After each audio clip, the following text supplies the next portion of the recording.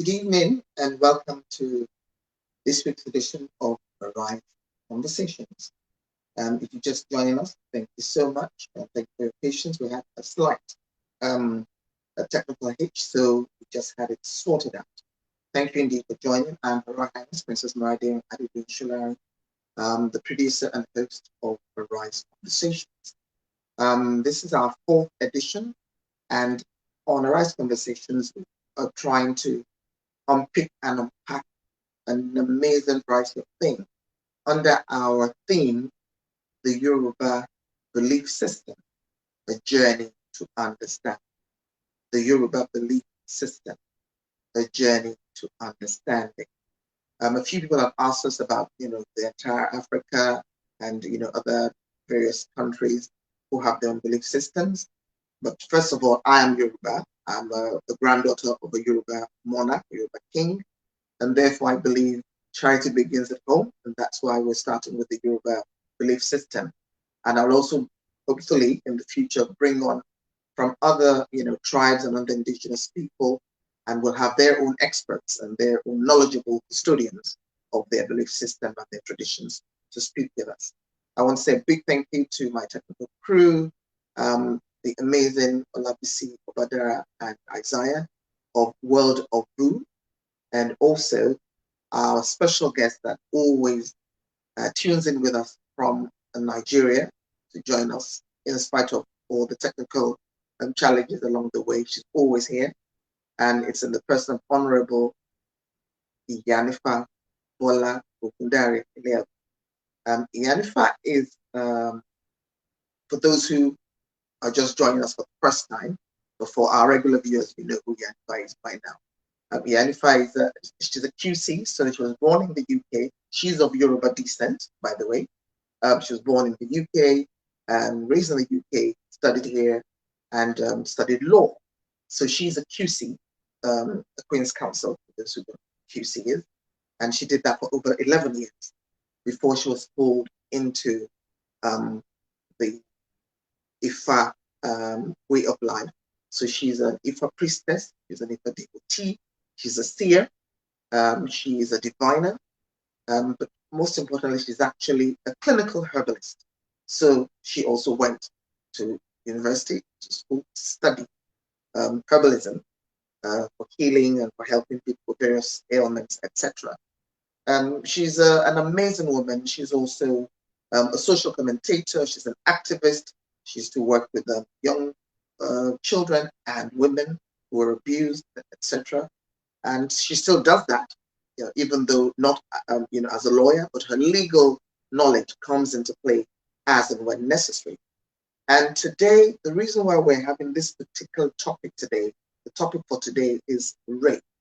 The reason is because the recent happenings in Nigeria and the ripple effect it's had across the world has made us think, okay, week 4, let's bring this subject matter into the conversation.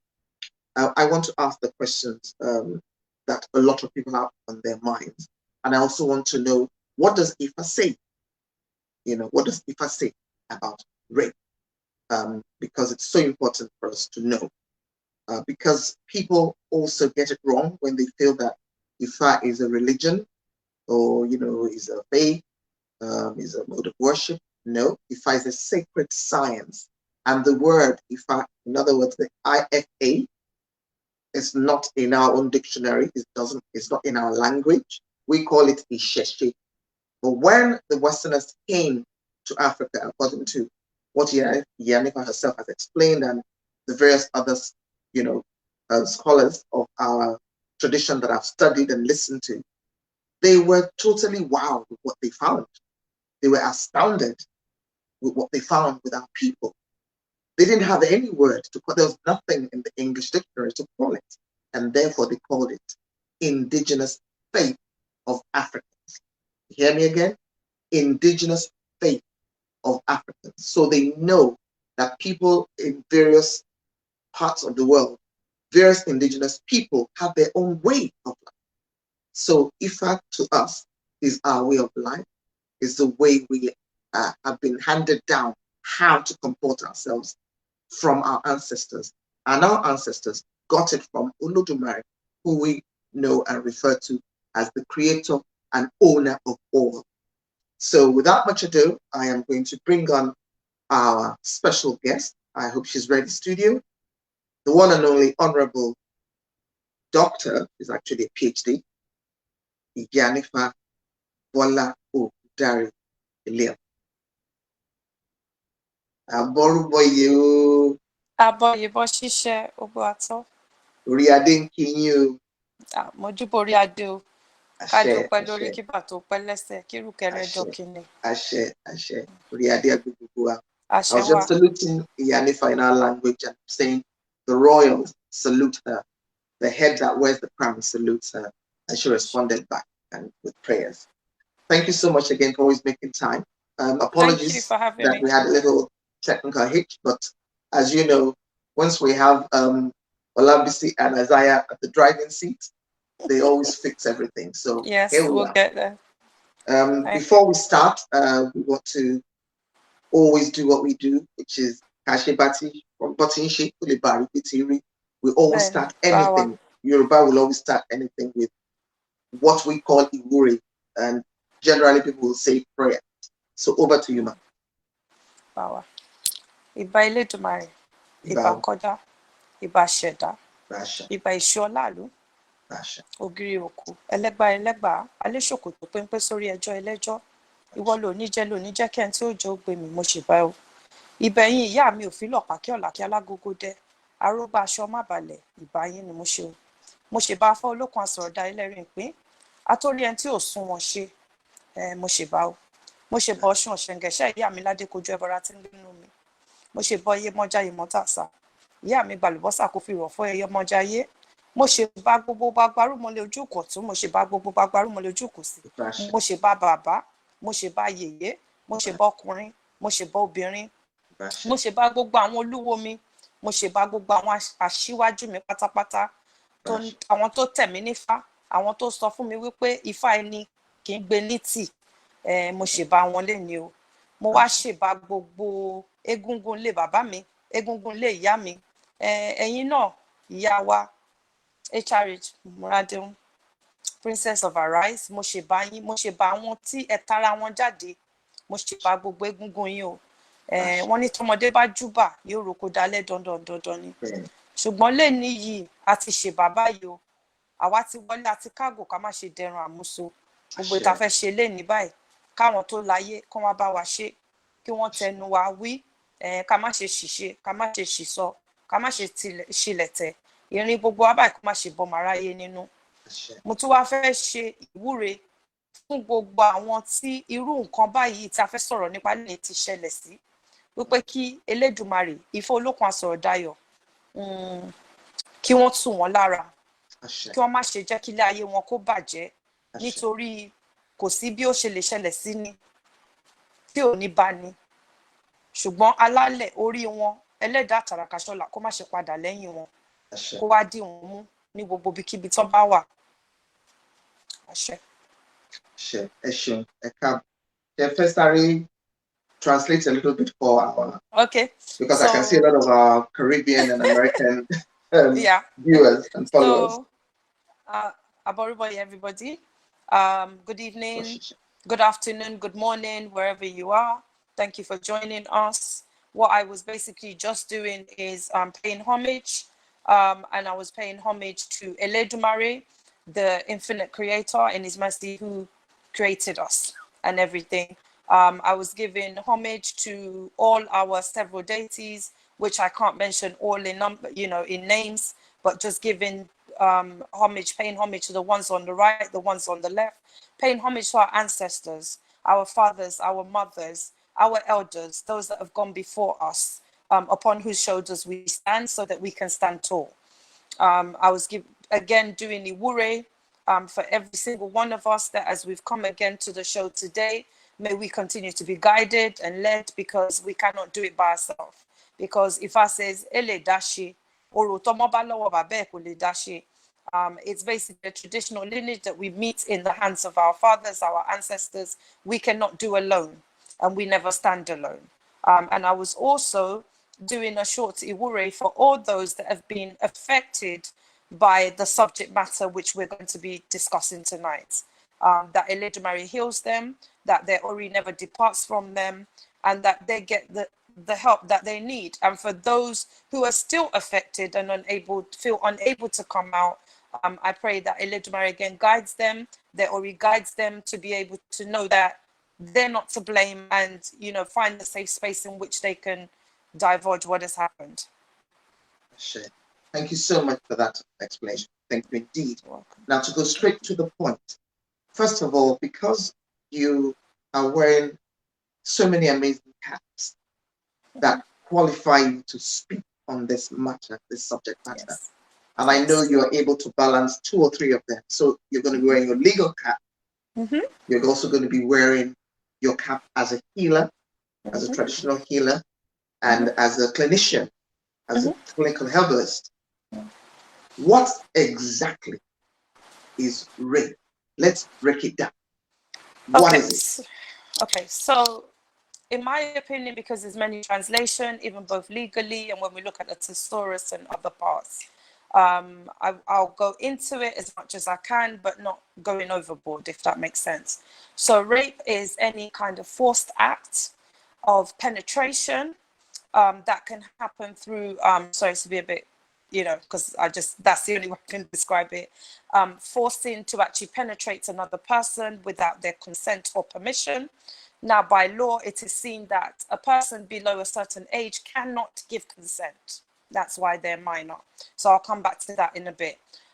So it's basically, it can happen through penetration of objects, using genitalia, even from touching, even coercion has certain elements of rape. So, yeah. Thank you so much. So basically, it's not rocket science. Yeah. Every sensible human being must know what that is. Now, what does, as a custodian of our traditional rights and a custodian and somebody who's versed in our belief system, what does Ifa say on this subject matter?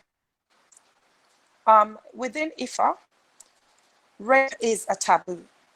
There are many Odufas and stanzas that talk about, which I'll mention some later, which talk about rape as being a taboo, that tells us and lets us know that when rape occurs, it not only scars the person or traumatizes the person by which they find themselves a victim, but their loved ones, their family members, and the community at large.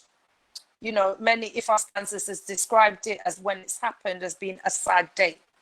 And it's something that continues to ricochet. Furthermore, Ifa says that those that carry on the act, so the perpetrators of such act, they not only destroy, their lives will be destroyed, as will their lineage. Can you please repeat that last bit? I want people to hear that.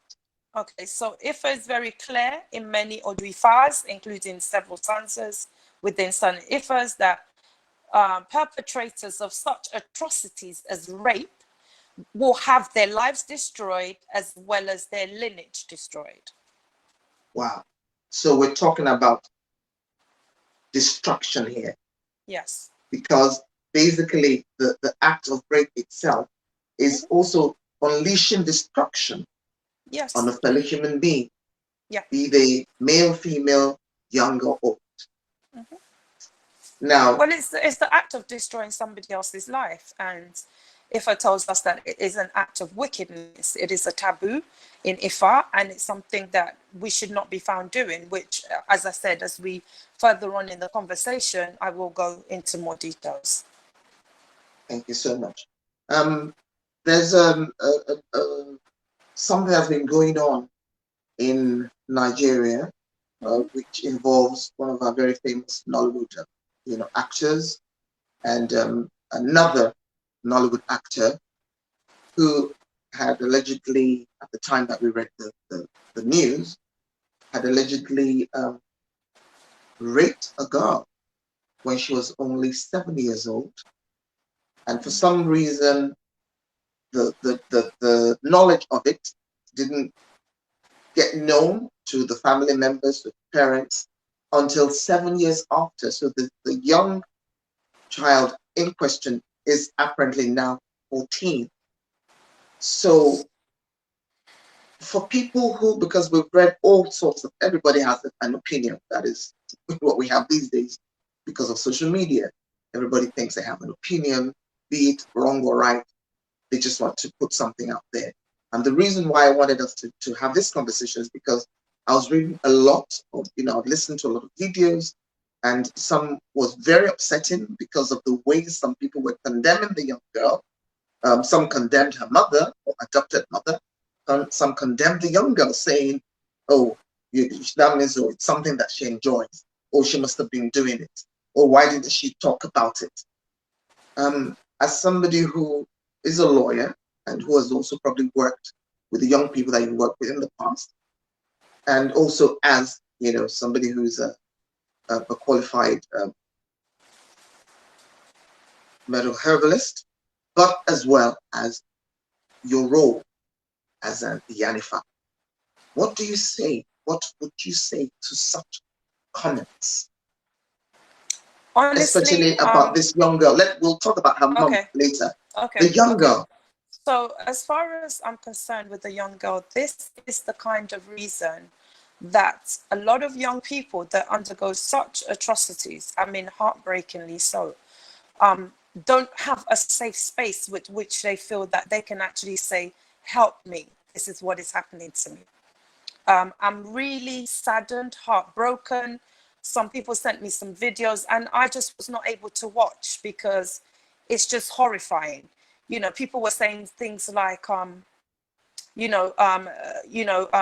did she not say before now? It was a setup. What does it care whether it's a setup or not? The point is, someone who should know better, who is sick as far as I'm concerned, feels that they can use a child to fulfill their urges. And all that a lot of people are concerned about is that he was set up. He should have been caught long before now. And I'm really sorry, if anybody, related in contact with the young girl can hear me today, that she had to go through this because it's very alone. A lot of young people have committed suicide as a result of the same subject matter that we're speaking about tonight. People don't realize how serious it is. This is something that some people go through. They never get the chance for disclosure or to have the offender apprehended and justice for them, or even to start the process of a psychological healing. There's so much factors to when a person gets raped, because it's not just your physical body, it's your mind, your soul, your whole being. It can allow people to end up becoming adults who live negative lifestyles, which people cannot understand what the underlying factors for doing so are. Some ladies that I've met in the course of my work have been unable to carry on relationship with men because every time they've tried, it's like reliving what has happened to them. So, you're not just destroying a day, a week, you've destroyed somebody's whole entire life.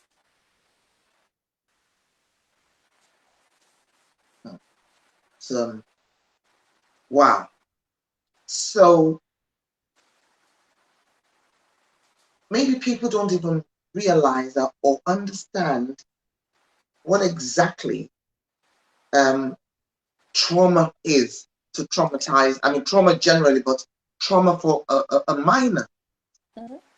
Maybe they don't understand. Maybe you'll be able to explain to us what kind of things a young person like that goes through, because you've worked with young people, and so have I. But I would want you to explain to us, please. Okay, so when you have an adult, so I'm going to go from the clinical aspect now, that they have sex or intimacy for the first time, that it's with consent, and they are a virgin. There are certain parts of their body that goes into shock, so it climatizes and then it relaxes. So when you when this happens to a minor, I can equate it without over exaggerating. And there's any medical people on board, I'm sure they will agree with this. It's like a constant vibration of having a small, narrow opening and forcing to put rings into it, which rings right throughout the body, sends shocks waves to the brain and then back to the body. Wow. Which is just extremely excruciating. And I think for a minor, it's worse. I'm not saying that anybody should be in that position, but because we're talking about minors at the moment, it becomes a source of nightmare. Even afterwards, their body is still trembling from the shock. For days and weeks and months after, researchers found that they are still in a state of shock. It's unbelievable. And then, what would you say to these people that feel this child, this 7-year-old child, this 14-year-old, even at 14, she's still a child. This 7-year-old, 14-year-old child was enjoying it.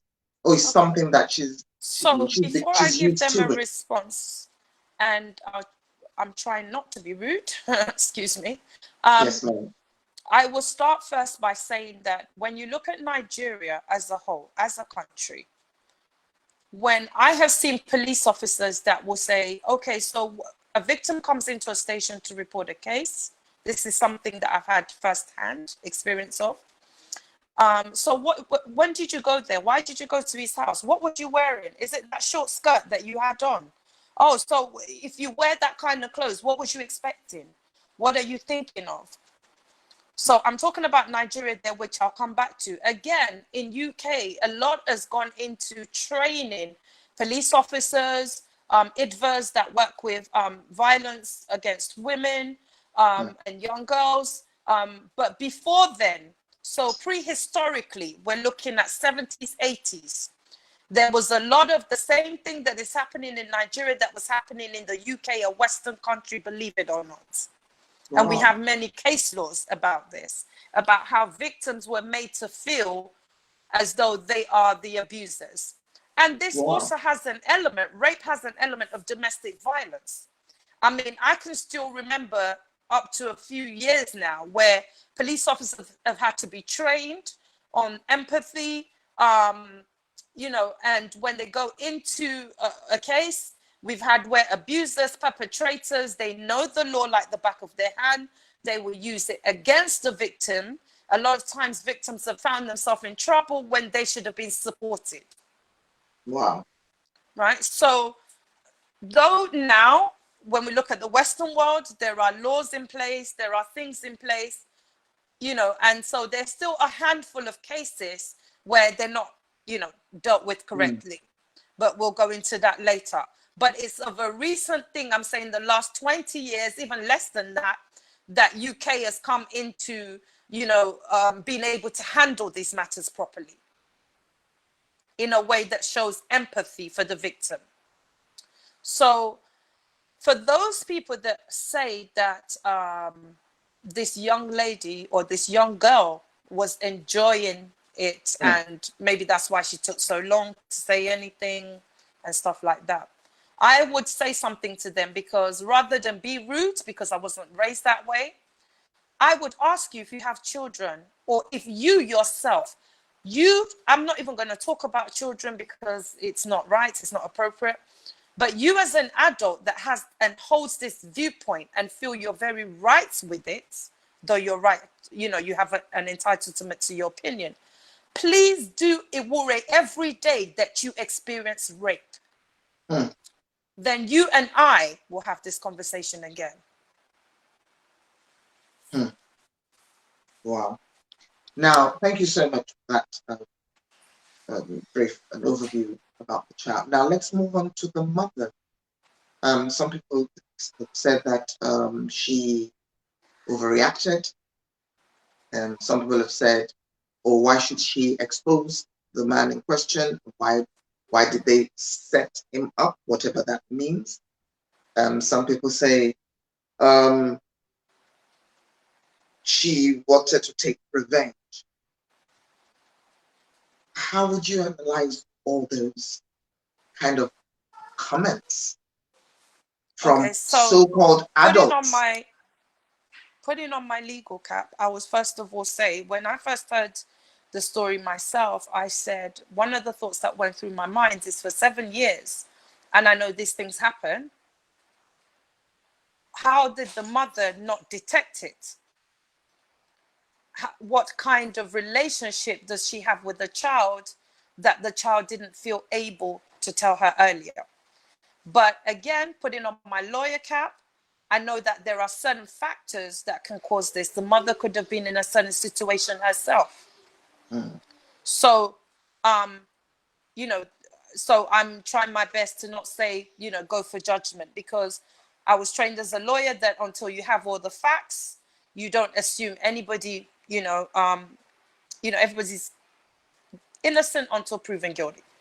So what I would like to say on the second part there, for those people that said the mother wanted to seek revenge and she overreacted, please, I would like to put it back to them. How did she overreact? So what you're saying is that she did not have a right to protect her child when she knows that her child had been severely traumatized in that way. And yes, I saw the beginning of the video, but then couldn't watch the rest of it. People say he was set up because there was a CCTV and he was told, you know, feel at home and things like that. Then he actually went, then things kind of proceeded on from there. But my point is that whether it was on CCTV or otherwise, he should have been apprehended and has been rightly done. Now, my own fear above everybody else's opinion is that this matter's trending, but there is no one that cannot say that they have not heard it in Nigeria, that when people have money, they have fame, they have status, that a case can be, you know, trending 1 minute and then the next thing you don't hear anything about it again, because they're able to push things into the ground. You know, people do it, politicians, all kinds of people. So my Iwure is that that doesn't happen in this case, and that there is a consistency follow through, and the rule of law is actually enforced all the way. You know, for those people that are saying that, you know, the mother wanted to get revenge, she wanted to do this, to me, it doesn't matter.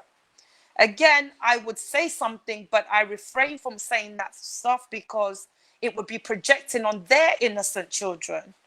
But again, I pray for them that they experience what this young girl has experienced. Oh, now when it now comes to, because people think that this culture, this rape culture, is only predominantly in Africa. Because when it happens in Africa, of course, you know, it gets a huge rebroadcast, and even our people continue to share it, you know, social media, share it as if it's something good, as if it's something wonderful to peddle, sharing it on WhatsApp and what have you. But then we also know, and from the works you've done, we do, and from the works I've done also, sitting as chair of a Girl Child Network charity, Girls Empowerment Initiative, we know that a lot happens here as well. In the UK. Yes, it does. Now from your experience, if this kind of scenario happened in the UK, just as it happened, okay, the young child didn't say, kept it to herself, and then something happened to trigger off the trauma again. By the time she now talked about it, she was now 14. Could you explain to us how the law, the police, how would they handle it here, and the support system, the safeguarding system that is here? What would be their rapid response? Okay, so if a young child of that age, or any age under or even over, reported such a crime to a police officer, statements will be taken via, there's a unit called Sapphire, which is the police unit. Yes. And they basically deal with, minors and, underage cases, because as I've said earlier, a child of a certain age cannot give consent. So whether the young lady was even saying, oh, maybe her parents found out, took her to the station and said, report it, and she's 14 and there's, she's even 16, they're saying, oh, I gave consent, it wasn't rape. A child of a certain age cannot legally give consent, so it doesn't exist, right? So it is taken out of the victim's hands, and Sapphire are involved to investigate the case. The perpetrator is apprehended, arrested. Part of a lot of the work that goes on underground, this case would also be highlighted at Marek, which is a group that contains, police officers, lawyers, social workers, family support workers in each local authority. We have a Marek. So it would be escalated to them. The risk will be highlighted. The support that needs to be given to the victim will be given whilst the case is undergoing. Now, when the case, I'm just jumping a bit, finally comes to court, we have things like screening. So the victim would not, because of fear of reprisal from the perpetrator, she would be able to give her evidence via video link, but also screened so that you could hear the voice, again, distorted in some cases, that the perpetrator wouldn't be able to identify, because it has been known in the UK that sometimes people who do this type of crimes, perpetrators of this type of crimes, when the police start investigating, they find that it's not one young person but several. There's a trend of doing pattern. this. Yes. So basically, the young people concerned have to be protected, and that is the ultimate priority of the law. So being that the child is a minor, they would have a social services would be involved to also investigate other aspects of it, and also to support. The local authority would give what's known as a family support worker, who would work with the family and the young person. There would be, a child in needs assessment done if they feel that it's needed, at that stage. It would also be highlighted as a safeguarding board, who deal with, safeguarding children and also safeguarding children from abuse. So there is a lot of organizations that would be involved at a round table to look at supporting the young person, witness support service who are in most courts, in every court, which are also a separate part, but under the same umbrella, victim support, to support the, witnesses, to support the victim through giving evidence, being taken through the courtroom, knowing what to expect, and things like that. So the perpetrator, with the police doing their work, once being apprehended, would actually be told that they're not allowed to contact the victim or their family or anyone that has anything to do with them. Quickly, things will be taken in line with the investigation, mobile phones, if there's any laptops, anything that contains evidence, to stop that being obviously discarded. So. Wonderful. Thank you so much for explaining that. Now, I'm going to go back a little bit to our theme, which is the Yoruba belief system, the journey to understanding. Now, if this sort of thing, we've heard what the belief system says, we've heard what Ifa says, but if this kind of thing occurred or happened, could you talk us through how it would have been handled, or how is it usually handled? Okay. Both for the perpetrator, the mother, and then this young child. Yeah. Well, I would say the young child first, but I beg your pardon. No, it's fine. But just to reiterate again, in our traditional belief system, Ifa, rape is a taboo. Any offenses or crimes, yes, a taboo. Any crimes or offenses committed against a person or persons that has the magnitude of ruining somebody's life, their family, their community, is a taboo, is known as the evil act, which shouldn't be allowed to occur.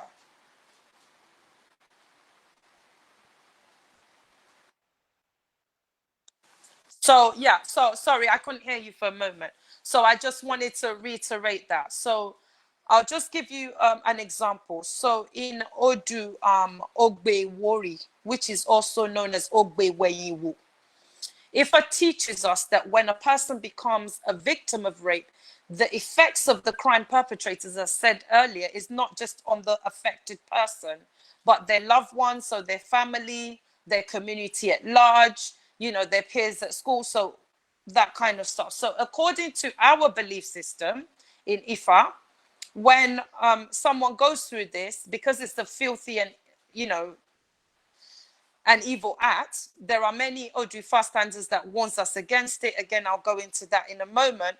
But the perpetrator, let me start there, once identified, apprehended, because obviously the way that we live, because it's our way of life, is in every community, if it's in every community.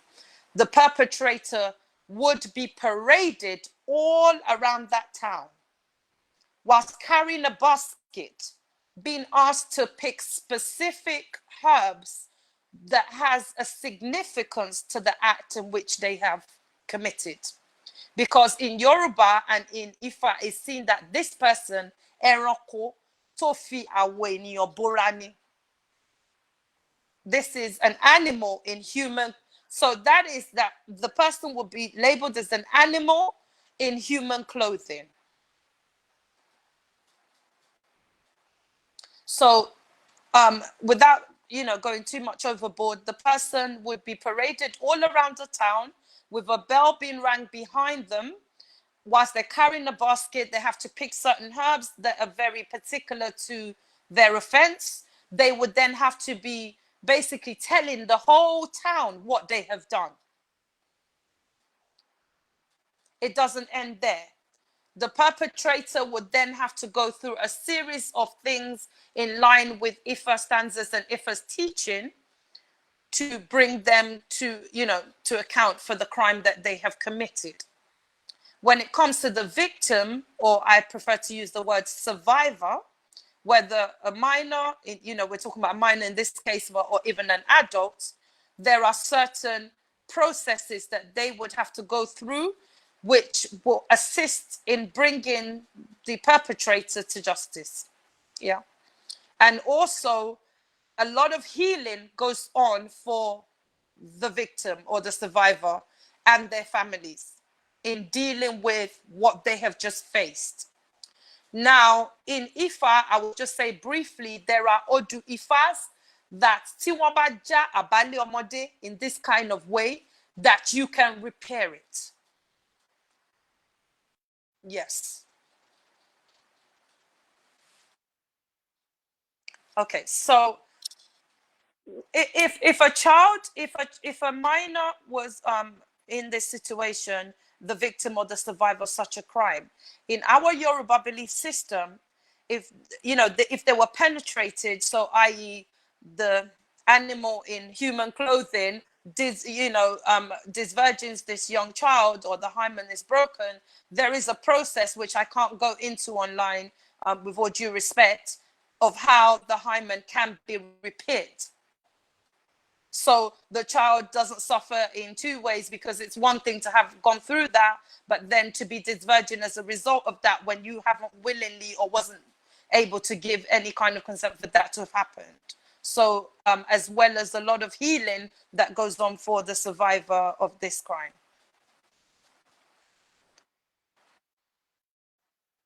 Yeah.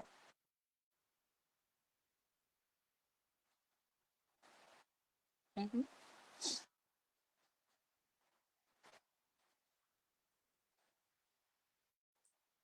Okay, so back in the days, it's just like when you have domestic violence, and it still operates in certain parts of Nigeria where we have what we know as customary courts. Now, as part of the customary courts, they always have somebody who is a traditionalist in that kind of board, if you want to call it that, to look at cases, judge how things are dealt with in the community. So a lot, the mother would be spoken to by the people that are equipped to do so within the community, so from within the Ifa community, and her story would be heard in confidence of what happened. She would be asked questions, not to kind of re-traumatize her, because when it happens, as we said, to the minor, it doesn't just happen to her, it also affects her loved ones, including the mother. So if it was found, for example, that the mother was negligent in one way or another in this happening, or causing that to happen, then the mother would be given a re-education, which again I can only go into briefly, of how to basically safeguard her child, for future purposes. Obviously no one's doing the worry that ever happens again, but just to ensure that no such thing can repeat themselves.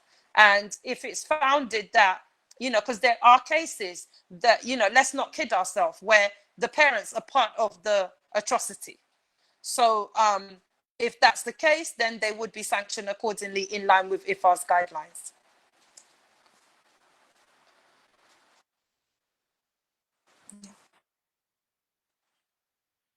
Mm-hmm.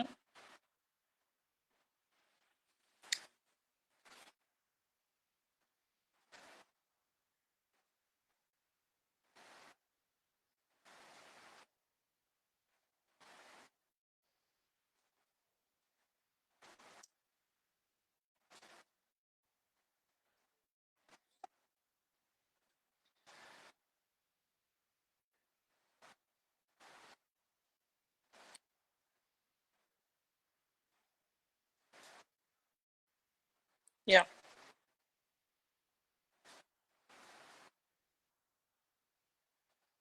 Okay. Okay. So before I answer your question or respond to that, what I will say to you is that, first of all, within Ifa community, this is the reason why young people are taught taboos, not on a weekly basis, not on a monthly basis, not on a yearly basis, but on a daily basis. So they know what taboos are. They know what taboos mean. They know how serious taboos are. So therefore, and they understand that taboos, the issue of taboo is key to life within Ifa, and they're not to be broken or to be taken lightly. Because, generally speaking, within Ifa, when you break a taboo, your consequences are instantaneous. I mean, I kid you not.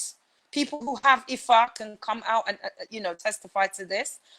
No one has to tell you that, oh, wait a minute, you've done what Ifa told you not to do, or what Ifa gives us a guideline. You will get it. No one has to warn you. So that's that. I wanted to say that first of all. In terms of my advice to the young child, her mother, and anyone else connected with her, as in her family, who have also been affected by this. As I said, since I have heard it, I have taken it upon myself as a personal responsibility to offer Iwure for her and her family. That, Eledumare holds them, guides them through this, because, it's not, it's happened, but it's not over by long shot. And the trauma that she now faces, and instead of being supported by the whole community coming together, because they say it takes one person to have a child, a whole community to raise a child. I feel, in my opinion, it should be the same saying when things like this happen. But of course, like you said, everyone's entitled to their own opinion. And now, now we have social media, people just say whatever they feel like saying. So my advice to them is for the mother to, I don't know her, I don't know what's going through her mind right now, but is to also not judge the child. And to also, I don't know all the facts, so I can't blame her or castigate her or do otherwise, but is to not judge herself, but to actually hold her child to go through this process and be as kind as possible to her child and to herself. And, you know, like I said, for me, Eledumare is the only one that can guide them through this process. Also, my advice to other parents is we all hold, you know, we are the first, you know, champions and masters of our child. You know, they say that a daughter, for example, her first understanding of what love is and what to expect in a relationship or in life as a whole comes from her father, because that's her first love. For me, it goes a little bit further. We as parents are our children's first love. We have to be alert. We have to be vigilant. We have to train our children. We need to stop saying, oh, I can't talk about certain things because it's taboo. No, the taboo is not talking about it. You need to let your children know that their private part is their personal space and their body. No one is allowed to touch that, whether by touching, putting an object or otherwise. Don't, you know, train your children to understand they shouldn't sit on people's laps. You know, things as, you know, you might show your children affection, you know, pet them, kiss them on the cheek, that this is not something that extends to, you know, not just strangers, but other adults. You know, give your children that education that protects them, because the first teachers of our children are us. So that would be my advice.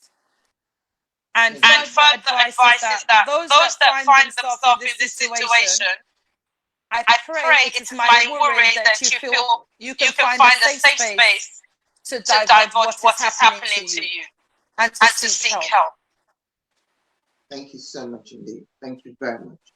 And I'm so sorry that we sprung this on you last minute, but I just wanted us to really deal with the matter, especially as we're learning more and more about our, you know, belief systems. That definitely, if our belief system is all encompassing, you know, it covers all aspects of our lives as human beings, I felt this was something we needed to bring to the forefront and bring it into the conversation. So I want to thank you very much. We don't have much You're welcome, time. Princess, and thank you for bringing it to me. Thank you, ma'am. Because as a lawyer, left, you're trained to always think on your feet. Thank you, ma'am. We don't have much time because we are, you know, we started a bit late due to the technical hitch. But there was the little homework you gave us last week. Before we go on to the homework, I am just to wrap up this session about the topic, the subject matter, rape. There's a little video that kind of warmed my heart when I saw it. And a lot of them might have seen it online already. Somebody sent it to me, and I just felt it points us to the direction that, well, hopefully, schools and some people in Nigeria are beginning to understand the importance of sex education and the importance of, just like you told us now, letting our children know what inappropriate things they should not keep quiet about. So if the studio is ready, I'll be very happy if our studio can play back that little video clip so that our viewers can also see it with us. Over to you, studio. I will tell it to my mommy, I will tell it to my daddy, because my private parts I will tell. Because my private parts I will tell. Because my private parts I will tell. I will tell it to my mommy, I will tell it to my daddy, because my private parts I will tell. What do you do to your private parts? I will protect it. I will cover it. I will tell my mommy if you try.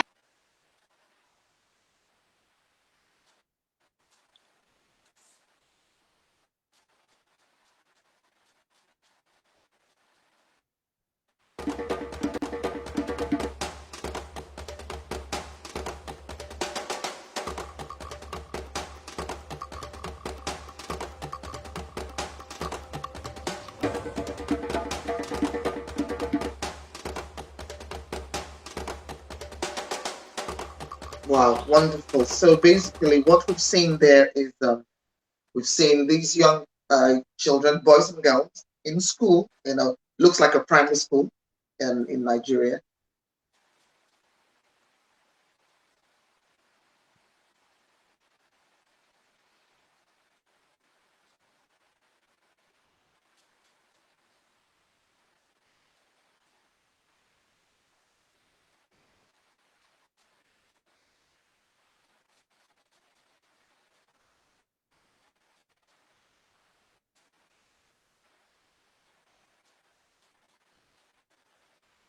Thank you so much. I hope we were all able to just take something home from that heartwarming little clip that we saw there with the children, reciting and singing in song about those things that they need to do to protect themselves, or if anybody, male or female, is trying to touch them inappropriately, they will need to tell their mom and their dad, and how they need to cover themselves. So, that is very heartwarming. We hope and pray we'll see more of that in our societies in Nigeria. Now, to now move on, Iyanifa, we're going to now deal with the homework you gave last week, which is about Ori and Eleagu. Yes. So I'm going to hand over back to you. Okay. So I had asked everybody to sorry, just bear with me 1 second. Yes, ma'am.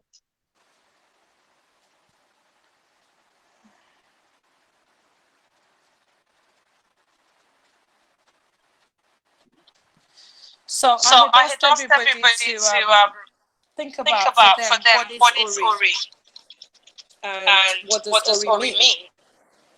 And I would just break it down. I don't know how many people actually did the homework or not. I think at the end of last week's show, some people were saying, they make sure they do it and send it to Princess. I did. I've checked emails. I have checked emails. Iyanifa, your students have not cooperated. Oh no! Oh, well. There was going to be a giveaway for those that did, but hey. So what I will say is that Ori within Yoruba Belief system doesn't just mean the head, as it is on your neck, but Ori is known to be the most supreme being, your inner being. And in Ifa, Ori is the most important. That is why when someone is asked to appreciate their Ori, they're asked to dress up almost like a king or queen. Sit in the position of a king or queen, and realign the Ori with the rest of their body.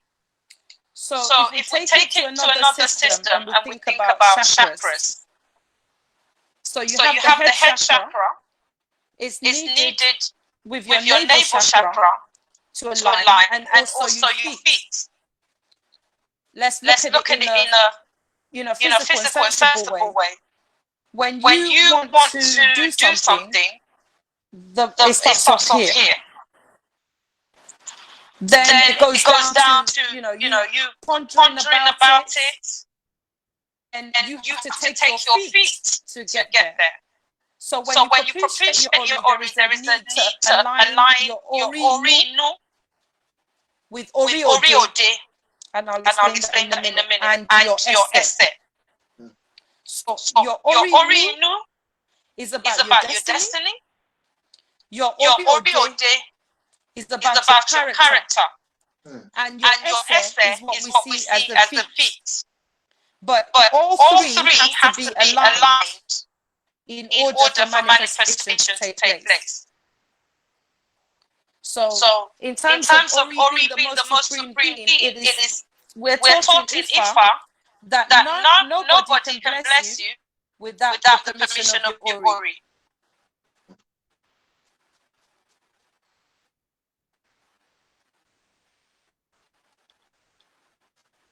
I don't know if you can still hear me first. We can hear you. Okay. So basically, when it comes to Ori, it is the supreme being, and it's something that quite often we ignore. But there is a need for us to get in touch with our Ori, the most supreme being. When we wake up in the morning, Ifa says that we should hold on to our Ori. Tabajilo wuro, ani Ifa o ṣeun ṣeun, Eledumare o ṣeun ṣeun, Ifa ni Eledumare kọ́, Ifa kọ́, Ori ẹni lèyí. So what I'm basically saying is a long stanza is that when we wake up in the morning, we say, oh, Eledumare, thank you for waking me. Ifá, thank you for waking me, or whatever else we say in our own practice. But Eledumare shows us that it's not Eledumare that's responsible. It is not Ifá that is responsible, but it is our Ori, our most supreme being that never departs from us. So I hope I've done it justice to explain it a bit. Then you also spoke, thank you so much, Iyanifa. You also spoke briefly about the difference between Eleda and Ori. Yes. So Eleda is, I'm trying to find the English word, the right English word to use for it. So Eleda is, again, the subconscious. So when Would you, that be our for example, sorry, say that again? Would that be our soul? Our soul? Yes, it's our soul, but it's a little bit more than that too. So when you think about, I hold on to my Ori in the morning, I pray, I thank my Ori, you know, thank you for giving me another day, gift of life. I need that manifestation that can touch all elements, that goes forward. It's almost like a part of your Ori in terms of your third eye, your soul, that now does the astral travel for the manifestation to take place. That is why we use the saying, Eleda atara kashola, agbenima padaleyeni, Ori odidere, logbere padi odirere. So I'll just give a brief example there.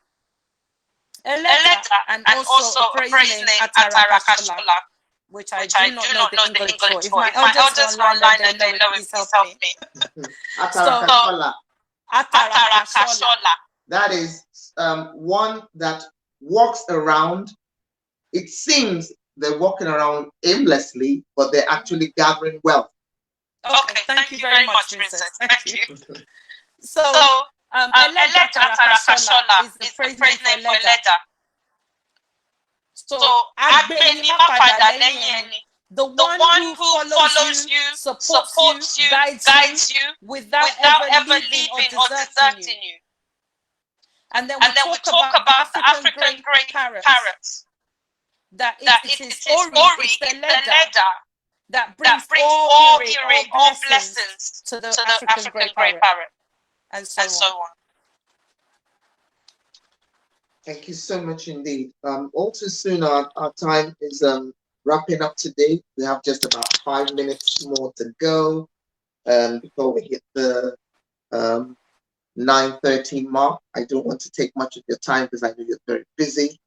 But I also want you, what would be your last word to us today?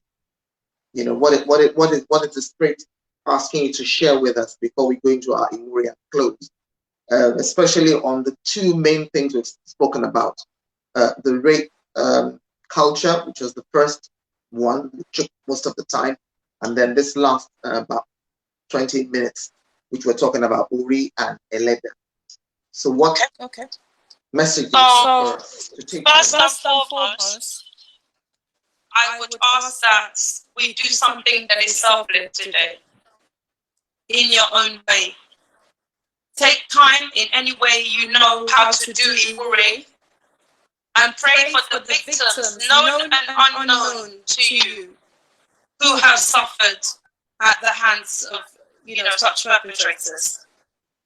I want us to take responsibility over the next 7 days to offer Iwuri for those people and their family. And for those that are yet to come out, and actually disclose. Let us offer Iwuri for them that they will have the courage to disclose. And that they will also get the help and support that they need when they disclose. So that's the first part in terms of my spirit. Secondly, in terms of Ori, again it's just an assignment, but it's not something you have to report back with. But I want you, I remember before today's show there was a lot of comments from other people, like Princess said at the beginning, who were very confused, who need to unconfuse themselves about what Ifa is and what the Yoruba belief system is all about. So I always ask people a question. Someone tells you that this is fetish, so you believe it. Well, that doesn't even exist in our dictionary or our language as a Yoruba people. But what I will say to you is, how do you challenge yourself? How do you challenge the very thing that you are? When someone tells you that, oh, okay, princess, what you're feeling is not actually what you're feeling. It's not possible. You are a human, extraordinary human being, having an extraordinary spiritual experience. How do you allow someone to terminate that for you? So whatever our listeners or people that will come on later comment, my sign to you is this. When you wake up in the morning, light form, without speaking to another human being, get a bowl of water. Hold on to your ori, because we all agree we have a head. Whether you are Ifádiwúrà or not, we all know we have a head. So kneel down before the water and pray into it whilst you're holding your head. For everything you want is that day. And for everything you don't want. Now nobody will get up in the morning and not use water. So my people, let us be wise. I'm not telling you to do anything fetish or as they put it, juju, which is not my practice anyway. But you now take the water when you're finished, drink 3 sips of the water, add it to your bath water, let it touch your crown, and watch your day manifest and unfold. The only part I would want from you is to be honest enough to document the changes you see. Even if you don't want to come on the Rise Conversations to tell us. Be honest with yourself, the changes you see when you are doing this. And then at the end of the week, ask yourself an honest question. Because as my husband will always say, the best advice is the one you give yourself. Are you lying to yourself? Are you now a magician? How are you causing these things to happen? Are you really where you want to be in life? And that is where I leave you. Thank you so much. We have a couple of questions, Iyanifa, which I believe are very pertinent. Princess Toyin is asking, Iyanifa, could Eleda also mean destiny? Yes, it can. Because you know, Ifa says,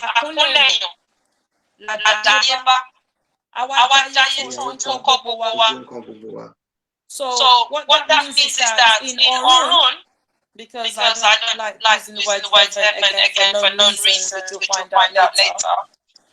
We kneel down in Orun to choose our destiny. We now get to the earth plane, and we are all in a hurry. I want it now, because it's a specific destiny that you've chosen. So Princess Toyin, you're very right. Eleda can translate also to your destiny. Thank you, ma'am. Another one of our viewers, Beatrix James, she says, or I'm not sure whether it's a he or she, I beg your pardon. How does someone connect if they have inner conflicts or depressive individual? Is there a step or a process one can follow for someone who has never connected to their Ori before? Okay, so yes, Beatrice James, there are ways that you can do this. And I think it's more important, well, it's important for everybody, but it's more important when you talk about depressive disorders, when you talk about a blockage of, you know, it could be several things or one thing that has stopped the person from being able to commune with their Ori. So what I would say is that you can do small things. You can start off with meditation, but the meditation is not necessarily focused on communing with your Ori immediately, because you wouldn't be able to do that if there's a blockage. The first thing that you will have to do is to rid yourself of those blockages and those negative things. And only when you are clear, then you can start to take the baby steps to commune with your Ori. So I mean, it's a simple step, but it also can be very complex. So what I would ask you to do is contact Princess or myself, and I'll be able to share more information with you. Thank you, Iyanifa. Just one more question before we allow you to go. This is from Obafe Kemi. She says, so abuse of someone's Ori is a very mighty one. Yes, it is. It's huge. I'll give you an example. There are certain gaffers that will be done for someone, and an Odu will come and say that this person is either been hit on the head previously, so they've suffered like physical trauma, or they have been mentally and emotionally abused, that is affected their Ori so much that when it comes to doing the Ebo, we have to use certain items and water to cause a metaphysical cooling of that person's Ori. Okay, that's awesome. That's awesome. Thank you so much. So I also have a question from Mr. Ernest. He says, can a person change their destiny? Can a person change their destiny? Our destiny is chosen. However, double-edged question. On the other side, there are again, I'm coming from as an Ifa devotee, that certain person will go for reading a dapper, using it as a platform, and they will be told that you know what, you need to go into a forest after your Ebo, and you need to complete this process so that you can ask for you to change your destiny. And it happens. But as a standard blank question, you cannot change your destiny, but you can repair your character. Aha. So that's when it comes in. Destiny and character go hand in hand. Yes, they do. So is that why Yoruba will say, Kiori inu mi ma batu deje? Yes. So basically, my character not ruin my destiny. Yes. So, but in our Yoruba belief system, it is possible for someone to seek help to repair, as it were, if something has gone wrong with their destiny or with their walk in life. Yes. Thank you so much indeed. I think that's all. Sorry, viewers, that's all we're able to take today, because we did start a bit late. Apologies again. We had a little bit of a technical hitch, but I'm sure we were able to cover some huge nuggets this evening. Thank you once again for tuning in to be with us. Thank you, Iyanifa, Bola, for giving us time from your very, very busy schedule. Thanks to our technical team with Olabisi and Isaiah of VOO. Welcome. I'd like you to pray us out as we do the Ure. So just thank our Creator, thank our ancestors for making this day possible, despite the technical hitches. So over to you, ma'am. Well, there's a lot of our Ifamolis and Orishas that govern certain things. So I want to thank Ogun that though we had the technical glitch, he still made it possible for us to go ahead, for the message to not be lost, and for those that need to hear, and for us to remind ourselves and our soul of our purpose and how we need to move forward. I thank Ifa, which is the very corpus and essence of technology itself, for making today and always every week Thursday possible for us. And for making our viewers, wherever they are in the world, whether they're listening by their laptop or your phone, it's all governed by Ifa. But we'll go into that another day. That Ifa made it possible for you to join us, to contribute, to hear us, and to leave us your questions. I pray that, as we have done today's show, we are coming to the end of another week, that we all started this week with peace of mind, with happiness and joy, and that we do not end it in sorrow or tears. That we do not end it in implication at the hands of human beings. That we have victory over all adversaries. That as we proceed into the next week, that all we ask our Ori for, that Ori grants it to us. That if Eleagu continue to guide us all, that our spiritual path, our spiritual guide, our spiritual being continues to elevate and order our steps. And that we have no sorrow touch our household, our children, our husbands, our wives, our loved ones that wish us well. And for all the people that love us, that we know or we don't know, that Hrh becomes their own portion. And I pray that Princess Moradeun, that you continue to grow in wisdom. And that the creativity and the wisdom that Obatala has given you to even complete or even conduct or even have the idea to do this program continues to grow. I pray for you, my that's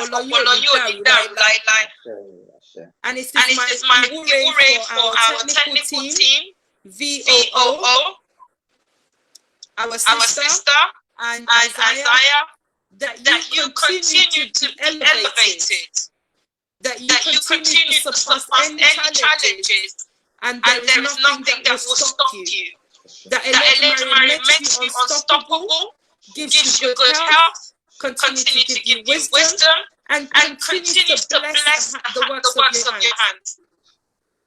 And I pray for all our viewers, our listeners, and for those that will listen to this program, even when we've gone off air, that you be blessed always.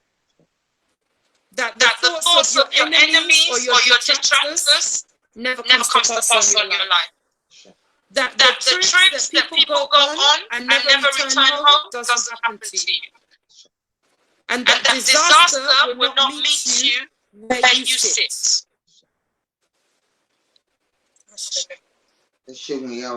Thank you so much. My Hrh also for you is that awala mama wa eyin la mama ba o ni ton lenu fun yin o. You continue to have that wisdom, the ability to share what you have also acquired over the years, and may you continue to grow in wisdom and in strength and sensibility. And may all the skills and talents that Olodumare has deposited in you continue to shine forth, as you have shared with me many occasions that your wish and what you want to do on this earth that you're in is to help others have a better understanding of who we are as people and why we've been put here. And my prayer is that that will be accomplished as you continue to strive. We pray for your family, your husband, your children, your entire household. We pray for Ifádiwúrà Temple, that all will be well with you. I thank you so much. I am humbled by the fact that anytime I call upon you, you're always ready. You don't say you're busy or we should try you another time. So I do not take that for granted. And my spirit respects your spirit and acknowledges you. Thank you so much. Oludumare, I've got my being. And now we go out. Our dear brother Lakmule says, I must always sing us out every week. I hope my voice is going to come up to it today. And it goes thus. It was a song that was composed and made very popular by the one and only Chief Oloye Herbert Ogundare of blessed memory. Wọ́n ní bí mo jí lówùúrọ̀ mo gbóhùn ẹyẹ tó ń ké ire ire ire ẹyẹ ire ẹyẹ olùgbàlà òjíṣẹ́ Olódùmarè ẹyẹ olóhùn méjì tìbí tiré ló ń ké orí mi ò gbàbọdè ire ni mo yàn o. Jíṣẹ́ owó jíṣẹ́ ọmọ jíṣẹ́ ajé ò jíṣẹ́ aya jíṣẹ́ ilé ò jíṣẹ́ ọkọ mo gbọ́ ohun ire ni mo kàn mo ti gbóhùn ẹlẹ́dàá mi tó gbére kò mí ò lọ́nà àjò ní ire níbi iṣẹ́ òòjọ́ mi ire àní dandan ẹlẹ́dàá wa ó gbére kò wá lọ́nà o. I wake up in the morning and I hear the chirping of the birds singing goodness, goodness, goodness, and more goodness. Wherever we are, wherever we go, whatever steps we take in life, all that will come to us as a people, as individuals, is goodness, goodness, and more goodness every step of the way.